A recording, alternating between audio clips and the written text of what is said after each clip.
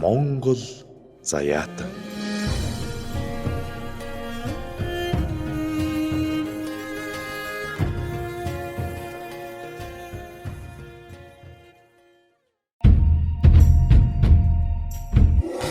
Байгаль их бол одоо хамгийн том багш нь гэж шилж болох уу? Байгальгүй өртсөөл харагдав. Хүлэг мөрийг хэдэн хэсэг хуваагаад хамгийн сайн мэс засалчаар буцаагаад оюулахад тэр адуу гэж хэдэж янцгаахгүй. Өвөг дээдс бидэнд үүсээ үлдээсэн гэж, өөрөөр бидийг ухаад аваа гэсэн гэж.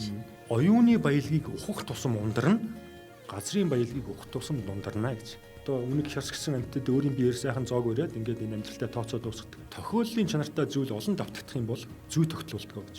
Харах гэж нэг хөөрхөн амьтан байдаг. Тэ. Хөөрхнөөч алдтаа.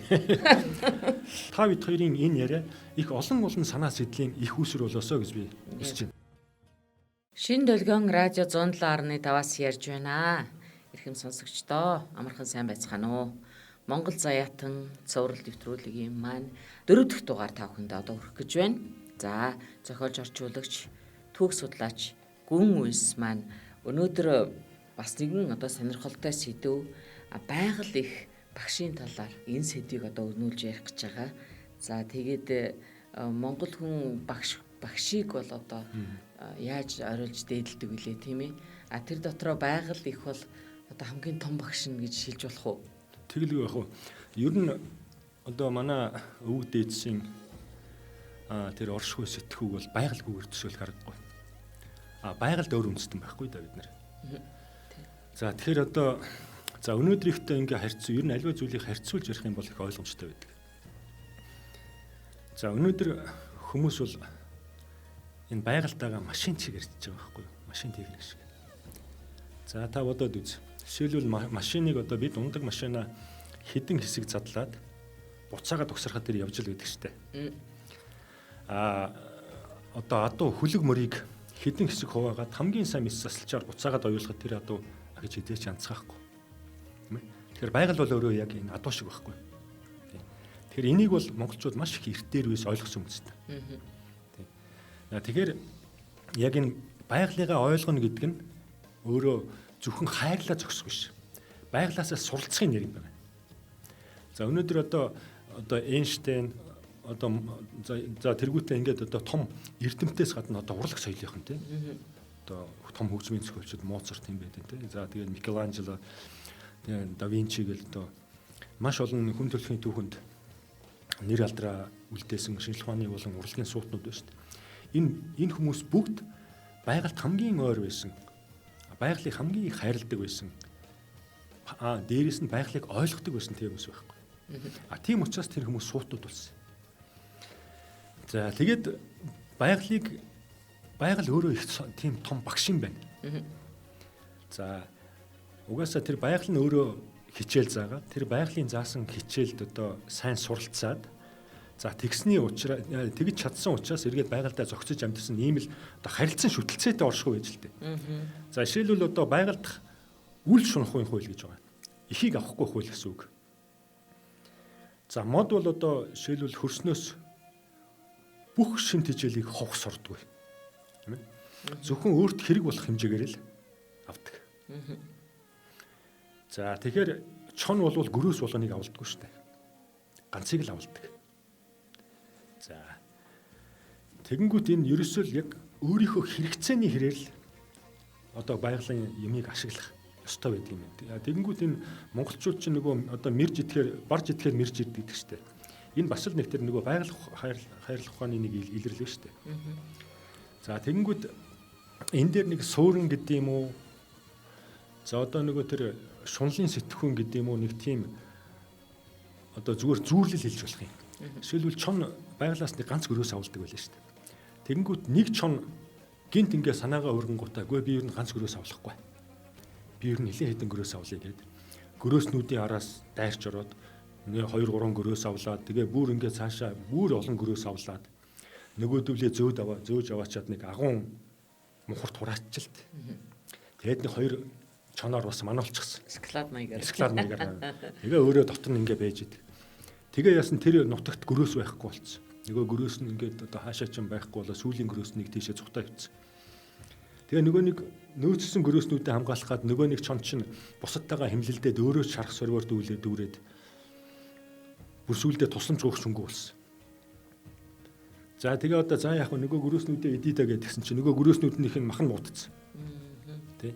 Тэгээ өөрөө гөрөөсөө ч идэж чадахгүй, гөрөөсч байхгүй болсон. Яг ийм нөхцөл өнөөдрийн одоо тэр өрнийн гэдэг юм уу тийм ээ. Өнөөдрийн тэр их шилдэг эдийн засгчд гэдэг байгаа. Би хашлан дэлж шүү. Энэ хүмүүсийн санал болгож байгаа тэр сэтгүүн онцлог байхгүй. Тэр хүмүүсийн гол сурталчилж байгаа зүйл гэвэл яг мэдээж хэрэг бусад бизнесмэнүүд, бусад үйлдвэрлэгчдтэйгээ одоо үе зайгүй тийм ойрхон ажиллана. Энэ дэлхий дээр асар их бараа бүтээгдэхүүн үйлдвэрлэж гисэн. Тэ? Тийм учраас хүний аз жаргал болвол ерөөсө хураач хуримтлуулахаас л хүний аз жаргал эхэлнэ гэсэн тийм ойлголтыг дэлхийн хүмүүст төрүүлээд байгаа байхгүй юу? Тэхийн тулд яг үхээр байглаас нь холдуулна, бусад хүмүүсээс нь холдуулна, тэр байтугай өөрөөс нь холдуулна. Тэ? Одоо та илүү их юм ав. Тэгэл юм бол та аз жаргалтай болно гэдэг шүү дээ. Ягаад гэвэл энэ бусад хүмүүсийн баяжих нөхцөлийг бид нар чинь хангаад тэгээд яг тийм орчинд хүнийг сургаад байхгүй юу? Тэ? Тийм орчинд сурсан хүмүүс жишээлбэл одоо би нэг юм хэлээ л дээ. Одоо бид нар чинь ингээ гадаа нүцгэн явж ивэл даарна. Тэр бороо орж ивэл норно тэ. Энэ бол үнэн шүү дээ. За энэ үед одоо бидний хэн нэг нь ингээ дулаан байрандаа оруулаад халуун хоолцоо өгөөд ингэх юм бол бид нар хорны төдий аз жаргалтай болж байгаа шүү дээ. Энэ зөвхөн хүмүүсийн хоорондын сайхан харилцаанаас бий болж байгаа баяр жаргал байхгүй юу? Тэ?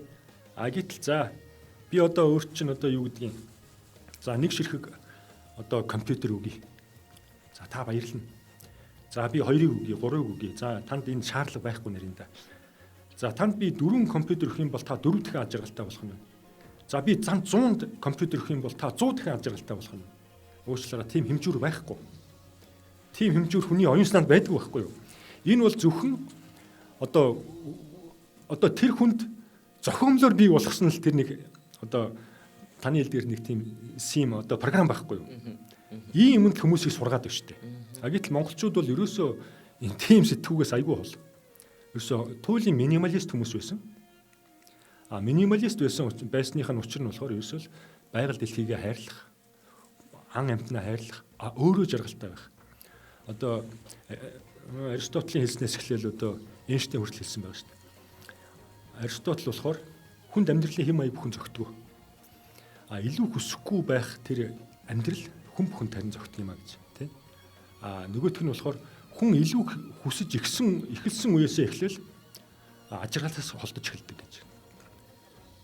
Тэгэхээр энэ бүхэн одоо мөн ялгаагүй нүүдэлж малч хүмүүсийн сэтгүүд анханасаа л байсан тэр мөн чанар өнөөдөр ингээл одоо гарч ирээл ингээл тэр чи одоо бид нар анханасаа зөв явсан замаасаа ингээ хазаагаад ингээд одоо өнөөдөр өөрснөө ч татгалзаж эхлээд байгаа тэр гадны хүмүүсийн зам өрөөр бид нар орох гээд байна шүү дээ. Тий. Энийг л хэлээд байгаа. Тий. Нэг тийм одоо баг хүн болгоны л ярьдаг нэг зүйлийг яг наад энэ битүүрийн сэдврөө хэлбэлгээд асууя. Одоо оюу толгой эрдэнэт одоо бүхий л энэ толгод баян тансаг доороо яг юм эрдэнэс нуусан газар болгоныг бол монгол хүн мэддэг байж. Мэднэ. Тийм. Тэгээд өнөөдөр бид нар юу гэж хүүхдүүд нь юу гэж тайлбарлаад байна гэхээр манай өвөг дээдс бидэнд үүсээ үлдээсэн гэж өөрөөр бидийг ухаад аваа гэсэн гэж. Тэгээ ухаад аваа гэж үлдээж ийм нэр өгсөн юм уу? Эсвэл өөр утга учиртай байсан юм?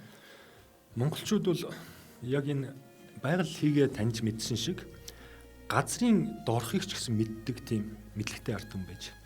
Жишээлбэл за энэс доошоо ухах юм бол одоо шороо чулуун давхраг, доошоо одоо илсэн давхраг, за тэгээд одоо энэ бүхэнд сүлэлдсэн одоо алт мөнгөний үүрмэг, за доошоо одоо цэнгэг усны одоо тэр нэг нөөц энэ бүх юм байгаа гэдгийг мэддэг үндэстэн байхгүй юу. За тэгээд за хэрвээ энэ бүхнийг одоо ингээд зөвхөн ухаад сэндийчээ дотроос нь одоо элдв янзын юмнуудын түүгээд авлаа гэхэд энэ бүх юм хизээч хуучнаараа ингэж эвсэж ингэж орж болохгүй шүү дээ. Ерөөсөө тийм болцоо байхгүй байхгүй юу. Яг уу хийдэг юм ахэд яг уу тэгээд маш өндөр төвшөнд одоо тэр нөхөн сэргээлт тийм зүйл хийх л учиртай юм л да. За мөн ялгаагүй одоо энэ дэлхийн бүтц бид нар. За тэгэхээр энэ бол яг өнөөдөр одоо нэг ярианы эхэнд Авсаа ухаж гэнэ үү бид нар? ярьсан шиг Авсаа ухаж гэнэ үү ер нь? тийм одоо төлөвтэй. хин галсангой хэлсэн сайхан үг гэдэг штэ. Оюуны баялагийг ухах тусам ундарна, газрын баялагийг ухах тусам дундарна гэж. Тийм ээ. Биднэрт яг алт хэрэгтэй. Мөнгө хэрэгтэй. Гэтэ эх орон хэрэггүй болтлоо алт мөнгө хэрэг болоогүй штэ. Тийм. Тэгээд за тэр газар ухаж мөнгө болох энэ бол нэгэн зуурын зүйл өдөө тэгээд хоошоо яах юм мэдэхгүй. За тэгээс дээрээс нь монголчууд бол бид өмнөх үеэсээ өвлөж авсан биш, хойж үеэсээ зээлдэж авсан гэсэн бас сэтгүүтэй хүмүүс шүү дээ. За тэгснээс харин одоо яг энэ ярианы үндсэн сэдэв болох өнөөдөр нүүдэл соёлыг тээж яваа бид нар сүүлчийн могиканууд байхгүй юу? Тэ? Нөгөө авраг могоо Чингач гүг шиг одоо устдаж алга болж байгаа юмс үзэгдлийн сүүлчийн төлөөлөгчийг сүүлчийн могикан гэдэг шүү дээ. Тэгэхээр бид бол сүүлчийн могикан. За бид нар яг үнэхээр энэ нүүдэл соёлоо яг байгаагаар нь одоо ингэж үлдээгээ тэдрийгээ дэмжиж энийг энэ материал дээрээ түшиглээд харин дэлхийн хүмүүсийг урах юм бол бидэнд газар нутаг байхгүй гэхгүй шин оюутлогоо болгоовол цаашаа. Энэ бол бүхий л цаг үеийн турш ингээл байсаар бидний байнгын ашиг орлого болох байхгүй юу? Энийгээ дагаад маш их үйлдвэрлэл өгж байна. Энэ өөрөө маш их тийм эрүүл сарвал бөгөөд эко зөв. За энэ дагууга бид нар чинь энэ Монгол яг зөв үзэснээгаа бид нар сурчлаад байж болно шүү дээ, тийм. Энэ бол зүгээр дэлхийн хүмүүст бид нар хичээл зам. Яг энэ талаар. Тийм байгаа биз дээ. Тийм. Тэгэхээр л энэ бол бидний магадгүй өвөг дээдсэн үлдээсэн хамгийн том одоо буян өв энэ байхгүй юу? Тийм. Түрүү нэг гоё санааг бас одоо надад ярьсан би тэрийг ганцаараа сонсож өнгөрмөргүй юм л та. Тэр сүргийн юу гэдгийг нэг онцлогийн талаар тий сүрэг бог дээр хэлсэн мэт. Энэ бол бас л нөгөө байгалийн заадаг хичээл л дээ. Тийм. Байгалийн заадаг хичээл. Жишээлбэл за одоо сүрэг буг жишээлбэл сүрэг бугыг хэн удирддаг вэ? Ер нь амьтны сэтгэлгээ ямар байдаг вэ гэдэг тухай юм л да. За жишээлбэл зөв бас яг адилхан юм шүү дээ. Хүн бас яг тийм одоо хүн өөрөө байгалийн амьтан учраас эв нэгдлийн тийм сэтгүүтэй байхгүй юу? Жишээлбэл та зүгээр яг байгалийн амьтан гэдэг утгаар нь таарад үз. Энэ бол хамгийн анхдагч энэ язгуур мөн чанар шүү дээ. Жишээлбэл бид нар том соёо байхгүй. Тийм. Бид нар араатан шиг хурдан тавхиж чадахгүй. Тэ? Одоо бид нар шувуу шиг нисэж чадахгүй. Бидэнд ямар чанар байна? Бид нар бие бинийгээ хайрлаж, бие биендээ тусал дэмжих ийм чадвар л байсан байхгүй юу? Ийм чадварынхаа хүчинд бид нар өнөөдөр ийм хүн гэж нэрлэгдээд явж байна шүү дээ. Анх төрөөл одоо бие бинийгээ химлээд зодоод алаад ингэж байсан бол өнөөдөр 7 тэрбум хүн та бидний хүмүүс дэлхийгээр нэгт болохгүй байхгүй юу? Тэгэхээр энэ бол хамгийн анхдагч гоё чанар. Тэгэхээр энэ эв нэгдлийн жишээ бол байгаль байгааг л би хэлсэн юм л да. Тэгэхээр одоо жишээлбэл за сүрэг буг байла. За тэд тодорхой цагт ус уухаар явдаг. За гэтэл тэр бугнуудыг хэн удирдах явах вэ? Тийм. Би бол ахлагч гэсэн шүү дээ. За сүргийн ахлагч. За сүргийн ахлагч ихэнхдээ эр буг байдаг, их том урт ивэртэй байдаг. Тий. За тэгээ бусдыгаа толгоогоор нэг жоохон ингэж дохиод миний араас явдаг. Нөгөөдүүл нь араас нь явдаг гэсэн тиймэрхүү маягтай. Гэтэл тийм биш байна. За жишээлбэл модон дотор камер өлгөөд бугын сүргийг ажилласан байна. За тэгээд бугнууд ус уух цаг болсон. За нэг буг ингээд идэхэ болоод толгоогоо өргөөд ус байгаа зүг рүү толгоогоо эргүүлсэн. За тэгээ вэжитл нөгөөх нь бас нэг толгоогоо өндөлгөөд ус байгаа зүг рүү толгоогоо эргүүлсэн. Гих мэтэр жишээлбэл 100 буг байлаа гэхэд 51 дэх буг нь шүү. 51 дэх буг нь ус байгаа зүг рүү толгоогоо эргүүлэнгүүт сүрэг хормын дотор бүхэлдээ нэгдээд ус байгаа зүг рүү явж байна. Энэ эв нэгдлийн сэтгэлгээ мөн биз дээ. Тэ? Гэтэл нөгөө таны яриад байгаа тэр сүргийн толгойлогч болохоор хөөе залуусаа та нар хайчих нь вэ? Намайг хүлээлдэ гэх нь холбоо тэр хамгийн сүүлд нь явж байгаа байхгүй юу? Тэгэхээр энэ бол ерөөсөө байгальд байгаа тэр эв нэгдлийн магадгүй ардчлалын гэж хэлж болохоор тэр зарчим нь байхгүй да. Яг ийм зан чанар байгальд бүх амьтдаас бий. Одоо бид нар ингээл загас жарахыг харахаар ингээл бөөнөрөө явж ирсэн бол гинтгий эргээл ингээл яваад байдаг шүү дээ. Энэ бол мөн ялгаагүй зарчим нь адилхан. Гэхдээ санал хураалт маш хурдан явж байгаа байхгүй. 1 секундын дотор хэдэн зуун удаа санал хурааж шүү дээ. Пак гэж яваад байдаг шүү дээ. Нисэж байгаа шууч ялгаагүй. Бүгд явж ирсэн бол яаж тэгж яг тушаал авсан зэрэг шиг зэрэг хэрэгдэг юм. Тий? Тухайн үрт нь бидний хэмжээсээс огт өөр хэмжээсээр санал хураагаад байгаа байхгүй. Тэгэхээр байгалийн энэ юуг бол энэ өөрөө бас л нэг байгаль одоо их том багш гэдэг нь эндээс харагдаж шүү дээ. Тэгээ бүгд энэ зөв. Ягаад гэвэл яг тэр цагаа олж хийхгүй бол нэг бол аюул дүртэн нэг бол зарим нь хатаж ундаасна нэг бол зарим нь хангалттай шин тэжээл авч чадахгүй шүү дээ. Монголчууд маань одоо байгаль ихээс энэ дасан зохицох хичээлийг суралцах тухай ярьж байгаа. Энэ одон орон, ер нь ингээд шинж тухайн болгон дээр салбар болгон дээр судалсан байгаа. Одоо багшаасаа маш сайн сураад авсан байгаа. Одон орон гэж жишээлбэл яаж тэр зүгээр юу ч мэдэхгүй гэж харахаар нүүдэлж арддаг судалждаг байна. Тийм тэгэлгүй яг хөө эн чинь ажиглалт уу? тий одоо ер нь нүүдэлж малжуулсан бас хамгийн том шин чанарын нэг нь ажиглалчуд. Ерөөсөл ажиглалтаас үнэн төрдөг юм байна. Одоо нэг ийм тодорхойлт өгдөг штеп. Тохиоллын чанартай зүйл олон давтагдах юм бол зүй тогтлуулдаг гэж. Тийм ээ. Тэгэхээр за энэ жил нэг юм ажиглана, нөгөөх нь батлагдана. Дараа жил харна мөн батлагдана. 3 4 дахь жилээ гэх мэтээр олон үеэр нөгөөх нь яг ингээл үнэн зөв болох нь батлагдаал байх юм бол тэр чинь зүй тогтлуулж штеп. Тэгээд тэр таньсан тэр зүй тогтлоо ард түмэн чи өөрснийхөө ухаанаар тайлчж байна. Энэ бүхэн тэр бүхэн шинжлэх ухаантай яг нийцээд байгаа хэрэг байхгүй юу? Би данд яг нэг өөр жишээ хэлье л да. За. Өнөөдөр бид нар ийм их том оюун санааг өвлөж авсныхаа төлөө Гимлаа нуруунд, саяны нуруунд баярлах хэрэгтэй байхгүй юу?